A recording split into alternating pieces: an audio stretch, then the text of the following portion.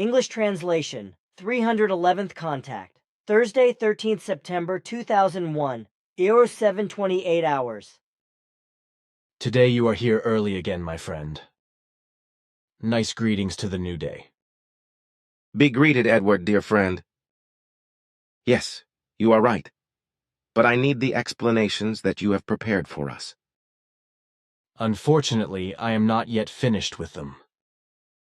But if you are patient, then I will be finished in about 10-15 minutes. Sit down, please. Thanks. I will wait. So then here, this is all the material. It did not take long. As I see, you have brought along a few things again. That is right, but this time it is not so urgent. Thus you can allow yourself some time. I am glad about that. Thanks. Then I would immediately like to ask you some questions. Since you have catapulted the destroyer from the SOL system a fairly long time ago, or somehow removed it, the prophecies associated with it are probably no longer relevant, right? That is true. Your assumption is right. With this, some other things should also probably remove themselves from the realm of the prophecies, just in terms of the fact that they existed in connection with the destroyer. This is well understood. So it is not a question, but rather an observation. After all, quite a few things were linked with the disappearance of the destroyer, which will now, fortunately, no longer appear. For this, the Earth humans would actually have to express to you their thanks. That is not a need for us because ultimately, our most distant ancestors were responsible for the fact that the Wanderer could penetrate into this space-time configuration and could arrive into the SOL system. For at that time, they did not have their dimension gate under control. Of course, one can also look at it in such a manner. Here is another question. Regarding the Syrians who at that time presented Sfath with their pear-shaped spaceship, did that concern a people who, here on the Earth, is called Nomo? And did those who provided the gift belong to the genetic manipulators? A people called Nomo is unknown to us, and indeed in our space-time configuration as well as in yours. My father Sfath received his flying device as a gift from a Syrian people who are called Samanet. Did these people have something to do with the genetic manipulators? No, that is not the case. With the Samanetern people, it deals with a people who live in a space-time configuration which is not identical with that in which the genetic manipulators live. Does it deal then with our space-time configuration? No, that is not the case. Then, in 1976, Simya-se, your daughter, also did not speak of two solar systems of the planets of Sirius in our space-time configuration, rather of a completely different one? Certainly. We only ever speak of the constellations known to you in your space-time continuum in order to give you an approximate indication of where we are talking about in relation to the space-time continuum we are referring to. Aha. And how does it stand, then, with that in regard to inhabited systems in our space-time configuration?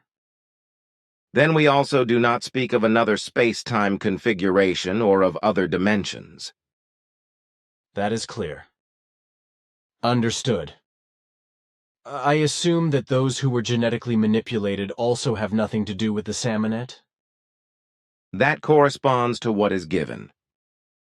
The Samanet are quite normal humans who have not been genetically manipulated. Those who were genetically manipulated, who came into the solar system together with the refugees from the ranks of the genetic manipulators, and therefore with the sympathizers of the genetically manipulated ones, were the descendants of those who had been genetically manipulated, as well as descendants of those who did the genetic manipulations, no? That is correct. The genetically manipulated descendants were descended from the 8th generation, as were the descendants of the genetic manipulators. That is all clear. Now I want to ask you about Emmanuel's burial cave. You and Quetzal explained to me that the hill and the tomb cave had collapsed outside of Jerusalem, which I then also told to Michael Heseman. He then went to Jerusalem and actually found no tomb cave, even though there had been several, as I myself had seen on site, and I myself had poked around in Emmanuel's tomb cave. The hill in which the tomb caves were had actually collapsed and was completely laid waste, for not one stone remained on another. Can you tell me what exactly happened there? AI colorized photo.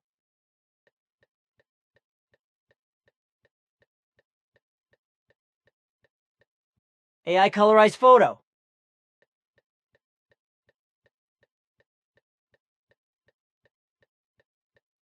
AI colorized photo.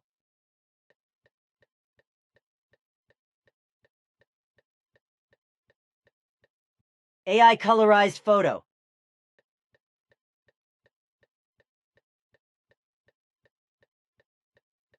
This was, in part, already explained to you, in that we led the whole venture and brought the tomb cave to its collapse, in order to keep it from becoming a new cult place when the Talmud Emmanuel is spread across the earth, and, from this, it should arise that the tomb cave would be sought and found. With this, our interest and our duty would have actually been extinguished, and would have been fulfilled if a few things would not have still arisen in addition. Somehow, certain Israeli forces and interested powers to do with the Talmud Emmanuel, who were at the Tomb Hill, must have learned of this. So they tried to do the rest, to finally destroy all traces and evidence of Emmanuel's tomb cave. Consequently, they blew up the entire Tomb Hill, through which means everything finally collapsed and fell down. Thanks for the explanation. Now I would like to ask you if you know something about a flying object of larger size, which was in the area of Brighthorn in the Bernese Highlands, and to be sure, on the 11th of August 2001, approximately between 15 hours and 16 hours. That was actually the case. It was one of the larger flying apparatus of the Druans, who have joined our Federation and who are at the present time in the earthly airspace. At the time mentioned by you, they were on an observation flight, and they were particularly interested in the numerous hang gliders who were just circling around there. But why do you ask, and how do you know about this? It is quite simple. Freddy was precisely at that time near the Brighthorn area on vacation, and was able to photograph the Druin ship. I did not know that. Evidently, the Druans did not protect themselves from view, or else they deliberately opened their view protection screen toward the direction of Freddy, so that he could capture the flying apparatus on the film. That would be quite possible, for they knew, as a result of our information, that Freddy was in the Bernese Highlands on vacation. Anyway, I will ask. Also, the Druans were urged, in accordance with our and the High Council's decision, to make themselves visible to the group members if the opportunity should arise for it. So it is possible that they made themselves visible for the purpose of photographing. But if that was so, then surely only to Freddy's camera. I will clarify it. Good, thanks. Then again, a question of a related nature, from the center's garage. At about 22:50 hours on the 18th of August of this year, Barbara and some others observed a threefold formation of flying and luminous objects, which passed by, high above, at a leisurely pace. Do you know something about this? At that time, the Druans were in your area with several of their flying apparatuses, but it is unknown to me whether the objects observed were those of the Druans. The possibility exists, however. But now, dear friend, I have to pursue my duties again, if you have no other question. But I do, my friend. Marcel, you already know whom I mean. He is very badly ill. I know. You asked me, yes, to clarify what his illness will bring for him. Unfortunately, I cannot bring you good news, for his chances are very bad and there is as good as no hope for improvement. His departure from this world is only a matter of time, and this is very shortly measured, for he will— A Druid Ship by Freddie Croft, Switzerland. In August of 2001, I spent a week's vacation together with my parents. For 4 days, we traveled in the Bernese Highlands, where we lodged in a vacation cottage in order to undertake several excursions from there. On the 15th of August, we took a tour on the Nissen, a famous mountain in the Bernese Highlands with a height of 2,362 meters above sea level. As usual, I had my photo camera equipped with a 500mm telephoto lens. Because I really liked the mountain panorama, I took some pictures, first of all without the telephoto lens, then later with this. Specifically, I took photographs of Mönch, Jungfrau, and Breithorn, also well-known mountains in the Bernese Highlands. Then somehow the Breithorn fascinated me, and I could not say why. Then, it somehow moved me to take another telephoto during the time between 15 hours and 16 HHRs. Days later, I was back in the center and showed the pictures to Billy after I had seen, on one of the pictures, 2 different unidentifiable objects in the sky behind the Breithorn. So I asked what these could be, upon which Billy told me to go with him to his office, where we examined the negative under an electronic magnifying device. Then, on the enlargement, it was clearly seen that it was a Druon ship, so a space-capable interplanetary beam ship.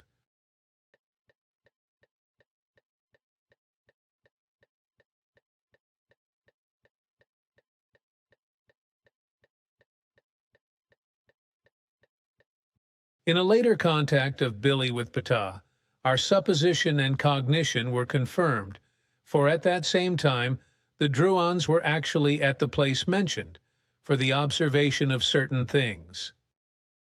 It is still to be said that the second object, which was visible on the same image, was clearly a hang glider, who circled about, along with others, in the sky, as the enlargement proved. All dear and good friends go. You yourself know very well that this is the course of life. I know, also, that one cannot change it. And if the human being could change this, then he or she would become cocky, autocratic, and discontented, and moreover, they would oppress and terrorize their fellow humans even more. With that, you speak a true word. Since we are already talking about terrorizing, what do you think of the terrorism that has happened in America? I knew nothing of the fact that it happens. You have pushed it out of your memory, for Quetzal informed you of this in the middle of the 80s, as a result of a look into the future. However, it is good if you repress such knowledge once you have processed it, then you will not be burdened by it. What I think of that which has happened in America, I would now like to state it as follows. Those who play with fire burns their own hands, and those who sow Gavolt will also reap Gavolt again. That is an old proverb that we use here on the Earth. And precisely in this sense, I have also written some bulletin questions for October's issue. The aforementioned proverb comes from your vocabulary. And these words should actually be sufficient to represent the facts clearly. But unfortunately, no reason with those concerned, and the rest of humanity will emerge from all of the horrible events because new and even worse hatred as well as blood-demanding retribution are already pre-programmed. So the one leads to the other, and the reciprocal terrorism increases more and more, from which eradication and destruction ultimately arise. In this sense, I also wrote my bulletin answers. But it will be the case that these will not reach the human beings, and the senselessness as well as the hatred and vindictiveness and retaliatory thoughts will continue to rage. My words probably will not be more than a banal attempt to rouse the humans to give reverence and love to dignity as human beings. Everything will seem so banal, even if perhaps a handful of actual thinkers gives respect to my words and takes these to heart. So it will be, unfortunately. But now, dear friend Edward, I really must give my attention to my duties. Farewell. Goodbye. One moment, please. Recently I received the photos from the man from Purg. In addition, I must already say that these turned out quite fantastically well. For my part, I never had the opportunity to be able to take such good night pictures of one of your beam ships. Nevertheless, I am glad that also someone else could once take good pictures. Unfortunately, you are always reserved in such a wise that you can only be seen by our group members from a far distance. Consequently, the resulting photos then accordingly turn out in such a manner that they only show your ships through multiple magnifications.